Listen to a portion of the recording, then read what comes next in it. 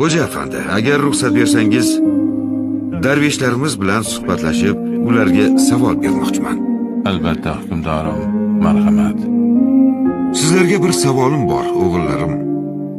Alloh taolo barcha mahluqotlardan, ya'ni insonlardan, farishtalardan, shaytondan, jinlardan, butun koinotdan oldin nimani yaratdi?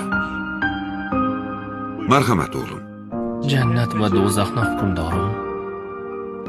Siz aytingchi? Inson ruhini hukmdorim.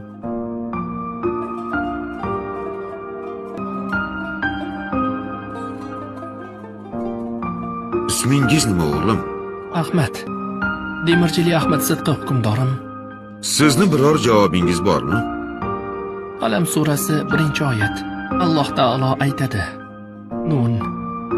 Qalam bilan va satrlarga yozadigan narsa bilan qasam. Yaratilgan birinchi narsa qalamdir hukmdorim.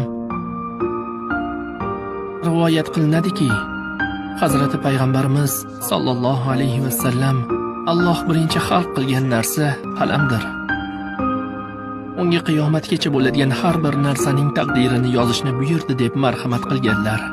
Alloh taolo qalamga, arshga La ilaha illalloh Muhammadur Rasululloh deb yoz dedi.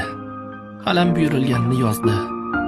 Qalam payg'ambarimizning ilk nuridir. Ikkinchi nuri esa arshdir. Uchinchi nuri quyosh, oy va yulduzlar bo'ldi. To'rtinchi bo'lib jannat va jannat saroylari, dunyo va oxirat go'zalliklari, odam atoning nuri, farishtalar va jinlar yaratildi. Mashalloh. Mashalloh o'g'lim, savolni javobini bildingiz.